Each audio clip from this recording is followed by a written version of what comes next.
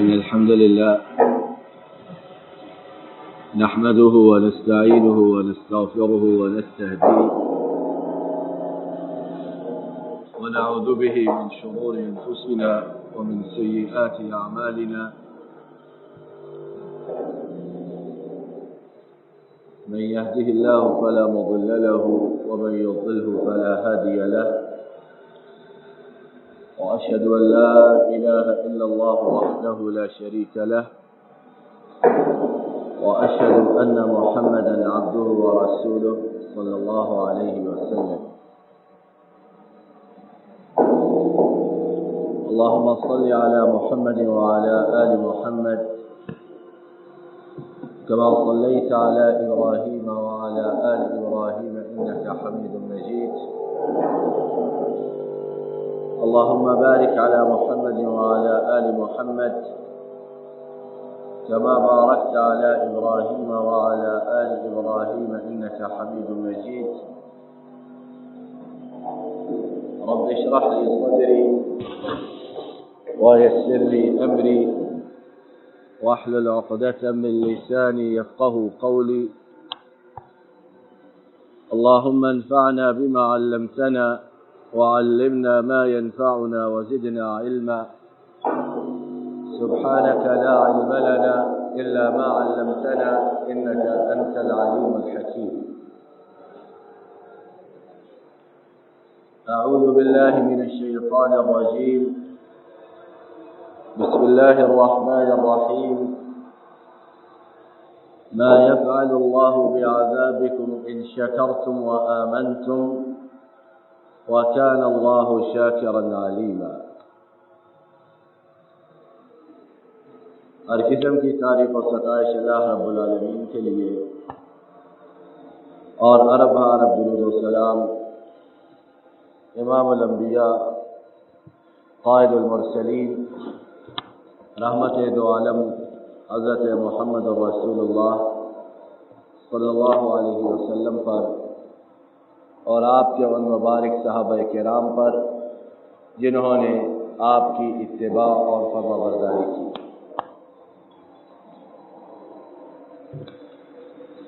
اللہ تعالیٰ کا بے پایا شکر، انعام اور نوازش ہے کہ ہم تقریباً 6 مہینوں کے وقفے کے بعد،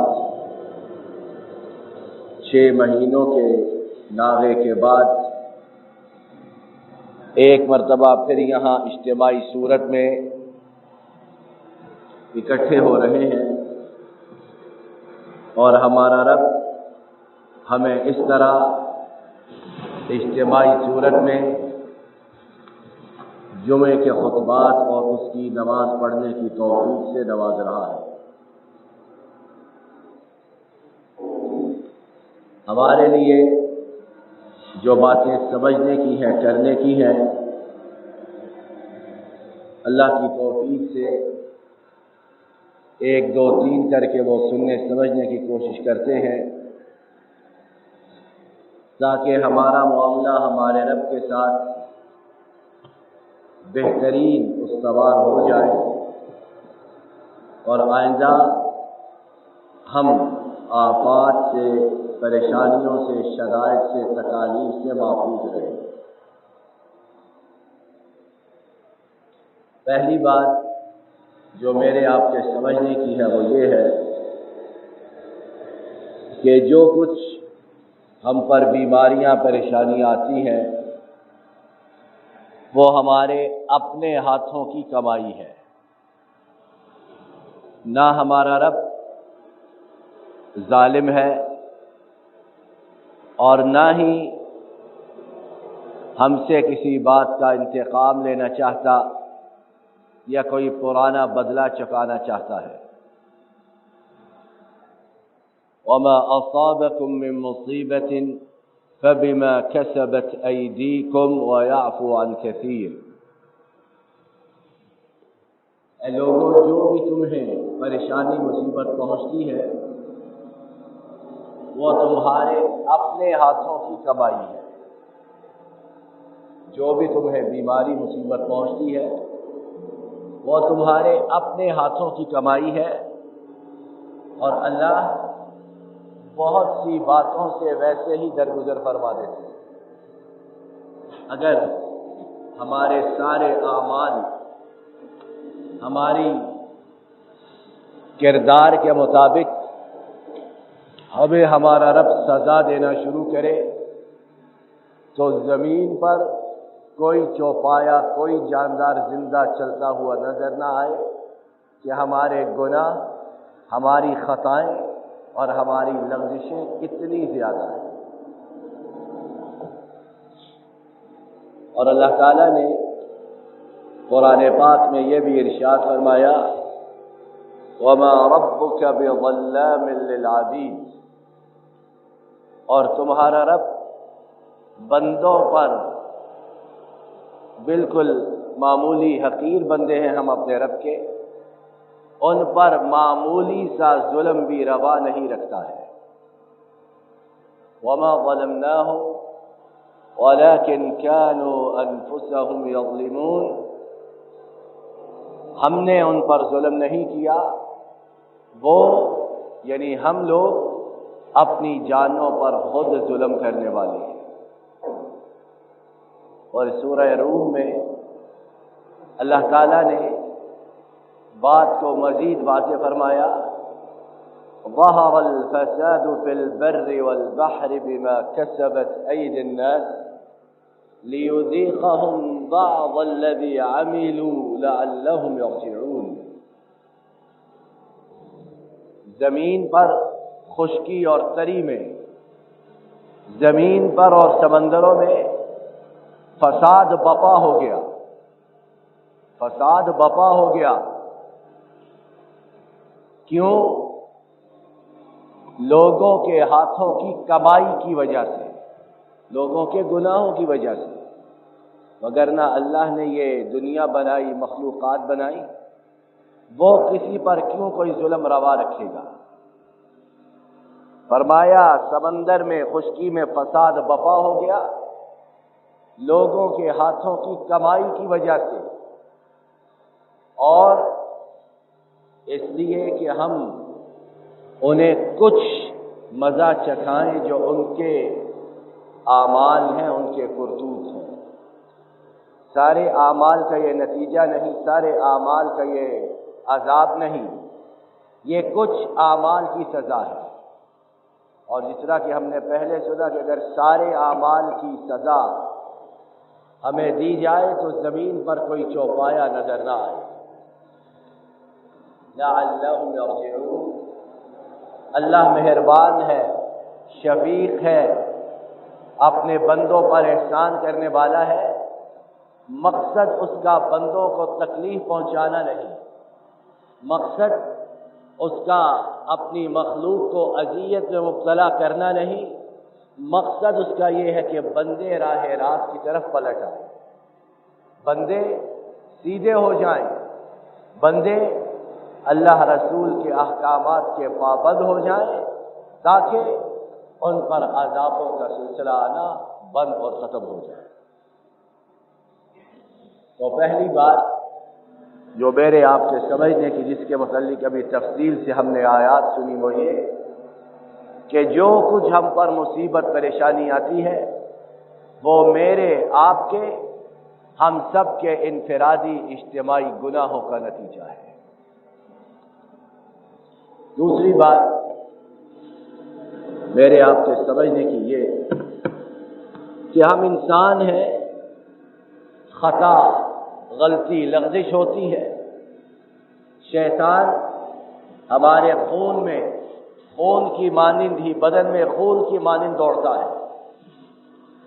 تو کیا ہمارے شفیق اور مہربان رب نے ہمارے لیے معافی کا، ہمارے لیے توبہ کا کوئی دروازہ کھلا رکھا ہے کہ غلطی ہو جائے، خطا ہو جائے، ہم راہ سے بھٹک جائیں، ہم پر عذاب آ جائے، تو کیا کوئی ایسا راستہ موجود ہے کہ ہم دوبارہ اپنے رب کی طرف رجوع کر کے اس آئے ہوئے عذاب کو ٹال سکیں؟ ہاں، اللہ کی رحمت بہت وسیع ہے۔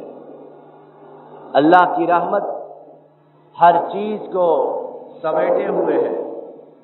اللہ کی رحمت ہر چیز کو سموئے ہوئے ہے۔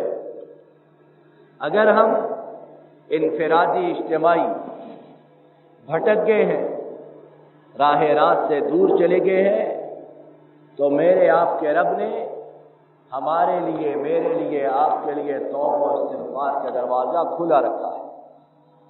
اور یہ ایسا دروازہ ہے کہ جب تک انسان کی روح اس کے بدن سے نکل کر اس کے حلقوم گلے تک نہیں پہنچتی، شہرک تک، اس وقت تک توبہ کا یہ دروازہ کھلا ہے۔ جب تک سورج مشرق کی بجائے مغرب سے طلوع نہیں ہوگا، اس وقت تک توبہ و استغفار کا یہ دروازہ کھلا ہے۔ لیکن کون ہے جو اس دروازے سے گزرنا پسند کرے اور اپنے گناہوں کو بخشوا لے؟ کون ہے جو رب کی کریمی، رب کی رحمت، اس کی غفوریت، اس سے فائدہ اٹھائے اور اپنے گناہوں کو دھلوا لے؟ کون ہے؟ قرآن و سنت میں ہم دیکھتے ہیں تو قرآن و سنت اس بات سے لبریز ہے، بھرا ہوا ہے کہ کس طرح اللہ تعالیٰ نے مختلف طریقوں سے اپنے بندوں کے لیے، اپنی مخلوق کے لیے توبہ و استغفار کے دروازے کو کھولا ہے۔ سورہ نوح میں 29واں پارہ اللہ تعالیٰ نے حضرت نوح علیہ السلام کی زبانی ان کی قوم کے ساتھ ان کا مکالمہ، ڈائلاگ، حوار جو ہے وہ بیان کیا ہے۔ حضرت نوح اپنی قوم سے فرماتے ہیں فَقُلْتُ اسْتَغْفِرُوا رَبَّكُمْ إِنَّهُ كَانَ غَفَّارًا، میں نے اپنی قوم سے کہا، اے میری قوم، بہت زیادہ توبہ و استغفار کرو، یقیناً تمہارا رب بہت زیادہ معاف کرنے والا ہے۔ دنیا میں غلطی ہو، باس، سینئر ایک دفعہ معاف کرتا ہے، 2 دفعہ کرتا ہے، اس کے بعد وہ بھی دھتکار کر باہر پھینک دیتا ہے۔ لیکن رب ایسا رب ہے کہ جتنی دفعہ کسی سے غلطی ہو اور کوئی صدق دل کے ساتھ توبہ و استغفار کے لیے آئے، رب اسے نہ صرف معاف کرتا ہے بلکہ اپنی نوازشات سے اور احسانات سے بھی نوازتا ہے۔ فَقُلْتُ اسْتَغْفِرُوا رَبَّكُمْ إِنَّهُ كَانَ غَفَّارًا، یقیناً وہ بہت زیادہ گناہوں کو معاف کرنے والا ہے۔ يُرْسِلِ السَّمَاءَ عَلَيْكُمْ مِدْرَارًا، اے لوگو تم توبہ و استغفار کی طرف آؤ، اللہ کے روبرو اپنے گناہوں سے معافی مانگو، راہ راست پر، صراط مستقیم پر آؤ۔ رحمت والی بارش، موسلا دھار بارش، جس میں زحمت نہ ہو، جس میں سیلاب نہ ہو، جس میں کھیت کھلیان ان کا نقصان نہ ہو، ایسی بارش سے تمہارا رب تمہیں نوازے گا۔ وَيُمْدِدْكُمْ بِأَمْوَالٍ وَبَنِينَ، صرف بارش سے نہیں نوازے گا بلکہ تمہارا رب تمہیں مال بھی عطا فرمائے گا، فراخ، حلال، اور اولاد نرینہ، بیٹے بھی عطا فرمائے گا۔ یہ سب کچھ کس کے قبضہ قدرت میں ہے؟ کس کے قبضہ قدرت میں ہے؟ صرف اللہ کے۔ ہم ساری دنیا کے وسائل اکٹھے کر لیں، ساری دنیا کی طاقتیں مجتمع ہو جائیں، لیکن جب تک رب نہ چاہے، نہ بارش ہے، نہ حلال فراخ روزی ہے، اور نہ ہی اولاد نرینہ ہے۔ وَيَجْعَلْ لَكُمْ جَنَّاتٍ وَيَجْعَلْ لَكُمْ أَنْهَارًا، یہ دنیا کی باتیں، موسلادھار بارش، اولاد نرینہ، مال و دولت، اور آخرت میں یہ کہ تمہیں تمہارا رب جنتوں میں داخل کرے گا جس کے نیچے نہریں بہتی ہوں۔ ایک اور مقام پر اللہ تعالیٰ نے اس بات کو ایک اور طریقے سے بیان کیا۔ حضرت موسیٰ علیہ السلام، ان کی بات بیان ہو رہی ہے کہ وہ لوگ، اور دوسرے انبیاء کی بھی، کہ وہ لوگ، ان کی قومیں گناہوں میں، غلطیوں میں، لغزشوں کا شکار، تو اللہ تعالیٰ نے ان کے عظیم گناہ شرک کا ذکر کرتے ہوئے یہ بات کی، افلا یتوبون الی اللہ ویستغفرونہ واللہ غفور رحیم۔ شرک سے بڑا تو روئے زمین پر کوئی گناہ نہیں، اس سے بڑا تو ظلم عظیم کوئی نہیں، لیکن اللہ نے کہا کہ اگر وہ اس ظلم عظیم سے بھی صدق دل کے ساتھ توبہ کر لیں، رجوع کر لیں اور اس کی طرف واپس نہ پلٹنے کا عزم کریں، تو اللہ شرک جیسے عظیم الشان گناہ اسے بھی معاف کر دیتے۔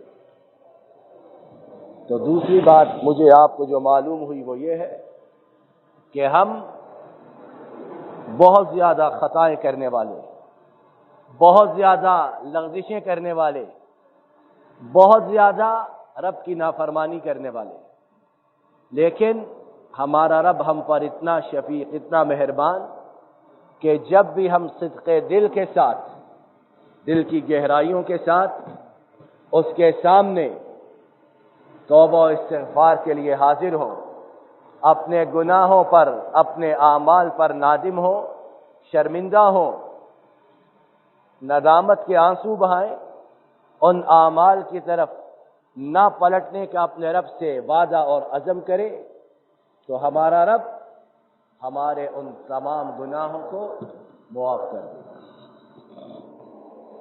تیسری بات، تیسرا نقطہ میرے آپ کے سمجھنے کا یہ ہے کہ میرے آپ کے لیے بہت بڑی خوشخبری، بشارت، کیا کہ رب نہ صرف ہمارے ان گناہوں کو معاف کرے گا، انہیں دھو ڈالے گا، بلکہ ہماری جتنی خطائیں، ہمارے جتنے گناہ، رب اپنے فضل و کرم سے ہماری صاف سچی دو ٹوک توبہ کو دیکھ کر ہمارے پچھلے تمام گناہوں کو اپنے فضل و کرم سے نیکیوں میں تبدیل کر دے گا۔ اور یہ اللہ تعالیٰ نے قرآن پاک میں سورہ الفرقان 19واں پارہ، الا من تاب وآمن وعمل عملا صالحا فأولئك يبدل الله سيئاتهم حسنات وكان الله غفورا رحيما۔ فرمایا اللہ تعالیٰ نے بڑے بڑے گناہوں کا ذکر فرمایا، شرک کا، قتل ناحق کا، بدکاری زنا کا، اور فرمایا جو ان گناہوں کا ارتکاب کرے اس کے لیے آثام نامی جہنم کی وادی ہے۔ پھر فرمایا کہ ہاں، جو ایمان لے آئے، توبہ کرنے اور نیک اعمال کریں تو کیا ہے، اللہ تعالیٰ ان کے پچھلے تمام گناہوں کو نیکیوں میں تبدیل فرما دیں گے۔ اور یہ ایسی بات کہ دنیا کی کوئی طاقت، دنیا کی کوئی قوت اس راہ میں حائل نہیں ہو سکتی ہے، کوئی حائل نہیں ہو سکتا۔ جب رب کی رحمت کا دروازہ کھلا ہے، جب رب کی رحمت ہمیں پکار پکار کر اپنی طرف بلا رہی ہے، تو پھر ہماری بدقسمتی، ہماری شقی القلبی، ہماری سعادت سے دوری کہ ہم رب کی رحمت میں سموئے جانے کے مستحق ہونے کے بعد بھی اپنے آپ کو اس خیر سے اور سعادت سے محروم رکھتے ہیں۔ چوتھی بات میرے آپ کے سمجھنے کی کہ اللہ تعالیٰ نے، ہماری گفتگو کا چوتھا نقطہ، کہ اللہ تعالیٰ نے ہم پر جو نعمتیں کی، شدائد، مصیبتیں، پریشانیاں، اس کے بعد اللہ تعالی ہمیں ان سے نجات عطا فرمائے، ہمیں ان سے چھٹکارا عطا فرمائے، تو میرے لیے، آپ کے لیے یہ کہ ہم رب کے شکر گزار بندے بن جائیں، اس کے سامنے جھک جائیں اور اس شکر کو ہم اس طرح ادا کریں کہ جس طرح ادا کرنے کا حق ہے۔ اور شکر کا حقیقی معنی کیا ہے؟ زبان سے الحمدللہ الحمدللہ، یا اللہ شکر، اللہ تیرا شکر کی گردان کر دے اور بات ختم ہو جائے؟ شکر کا یہ معنی ناقص ہے، شکر کا یہ معنی نامکمل ہے۔ شکر کا حقیقی معنی یہ کہ میں آپ ان باتوں پر عمل پیرا ہوں جن باتوں پر ہمیں اللہ نے عمل کرنے کا حکم دیا ہے، اور ان تمام باتوں سے دور رہیں جو باتیں مجھے اور آپ کو گناہگار بناتی ہیں۔ یہ ہے اصل شکر۔ وگرنہ زبان سے دعوے کرتے رہنا شکر کے، اور ادھر گناہوں میں، غلطیوں میں لوٹ پوٹ ہوتے رہنا، یہ معاذ اللہ اللہ کے ساتھ بدتمیزی اور گستاخی ہے۔ تو شکر گزار ہم بن جائیں، اللہ کے روبرو جھک جائیں، اس کی نعمتیں، عذاب سے چھٹکارا، مصائب سے نجات، اس پر شکر گزار بن جائیں، تو کیا ہوگا؟ اللہ ہم پر اتنا مہربان کہ اللہ نے خود فرمایا کہ ہمارے اس قول و فعل کا وہ قدردان ہوگا، اور وہ ہمارا خالق، ہمارا رب، ہمارا شکر گزار ہوگا۔ ما يفعل اللہ بعذابکم ان شکرتم وآمنتم وکان اللہ شاکرا علیما۔ اللہ تعالیٰ نے لوگوں تمہیں عذاب دے کر کیا کرنا ہے؟ تمہیں مصیبتوں میں، تکالیف میں، بیماریوں میں مبتلا کر کے کیا کرنا ہے؟ اگر تم رب کے شکر گزار بن جاؤ اور ایمان لے آؤ، اور اگر تم اس طرح بن گئے شکر گزار، تو یقیناً اللہ تعالیٰ بہت زیادہ قدردان، اللہ تعالیٰ تمہارا بہت زیادہ شکر گزار اور بہت زیادہ جاننے والا ہے۔ تو چوتھی بات، چوتھا نقطہ، مجھے آپ کو یہ معلوم ہوا کہ اگر ہم خاکی بندے، اگر ہم کمزور بندے، اگر ہم گناہگار بندے اپنے رب کے شکر گزار بن جائیں، تو ہمارا رب اپنی مخلوق سے اتنی الفت محبت کرنے والا کہ وہ بھی اپنے شکر گزار بندوں کی قدر کرتا ہے، ان کا شکر گزار بنتا ہے، اور پھر انہیں عذابوں سے، مصائب سے اور تکالیف اور بیماریوں سے نجات دیتا ہے۔ تو بھائیو دوستو، 4 نقطوں کی صورت میں ہم نے آج کی گفتگو سنی۔ خلاصہ یہ کہ اللہ تعالیٰ نے جس بڑی آفت سے، وبا سے، بیماری سے ہم لوگوں کو چھٹکارا دیا، ہم اللہ کی طرف مائل ہو جائیں، اللہ کی طرف رجوع کر لیں، صراط مستقیم پر آ جائیں، انفرادی طور پر، اجتماعی طور پر اللہ کے احکامات کو، اللہ کے رسول کے احکامات کو اپنے پر لاگو کریں، پھر دیکھیں کہ اللہ کی رحمتیں کس طرح قطار در قطار ہم پر نازل ہوتی ہیں۔ اللہ تعالیٰ اپنے فضل و کرم سے ہمیں انفرادی، اجتماعی، بحیثیت قوم ان چیزوں پر عمل پیرا ہونے کی توفیق عطا فرمائے۔ وآخر دعوانا الحمد للہ رب العالمین۔ الحمد للہ نحمده ونستعینه ونستغفره ونستهديه ونعوذ به من شرور انفسنا ومن سيئات اعمالنا، من يهده الله فلا مضل له ومن يضلل فلا هادي له، وأشهد أن لا إله إلا الله وحده لا شريك له، وأشهد أن محمدا عبده ورسوله صلى الله عليه وسلم۔ إن الله وملائكته يصلون على النبي، يا أيها الذين آمنوا صلوا عليه وسلموا تسليما، اللهم صل وسلم وبارك على عبدك ورسولك محمد صلى الله عليه وسلم۔ اللهم أعز الإسلام والمسلمين وأذل الشرك والمشركين ودمر أعداء الدين وانصر عبادك الموحدين۔ اے اللہ تمام بیماروں کو شفا عطا فرما، بے روزگاروں کو رزق حلال و فراخ عطا فرما، بے ہدایتوں کو ہدایت عطا فرما، بے اولادوں کو نیک صالح متقی اولاد عطا فرما، پریشان حالوں کی پریشانیوں کو دور فرما۔ اے اللہ آنے والے مصائب سے، آنے والی مشکلات سے ہماری حفاظت فرما۔ جن آفات میں، بیماریوں میں، مشکلات میں ہم پھنس چکے ہیں، ان سے ہمیں مکمل طور پر نجات عطا فرما۔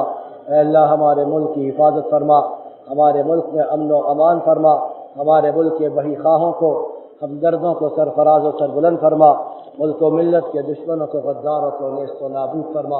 اے اللہ تمام کائنات کے مظلوم و مقہور مسلمانوں کی نصرت و تائید فرما، ان پر ظلم و ستم کرنے والوں کو تمام دنیا کے لیے نمونہ عبرت بنا۔ اے اللہ ہماری تمام فریادوں کو، التجاؤں کو قبول فرما۔ ربنا ظلمنا انفسنا وان لم تغفر لنا وترحمنا لنكونن من الخاسرين۔ ربنا آتنا في الدنيا حسنة وفي الآخرة حسنة وقنا عذاب النار۔ اللهم إنا نعوذ بك من جهد البلاء ودرك الشقاء وسوء القضاء وشماتة الأعداء۔ اللهم أحسن عاقبتنا في الأمور كلها وأجرنا من خزي الدنيا وعذاب الآخرة۔ اللهم إنا ضعفاء فقونا، اللهم إنا أذلاء فأعزنا، اللهم إنا فقراء فارزقنا، اللهم اكفنا بحلالك عن حرامك وأغننا بفضلك عن سواك۔ سبحان ربك.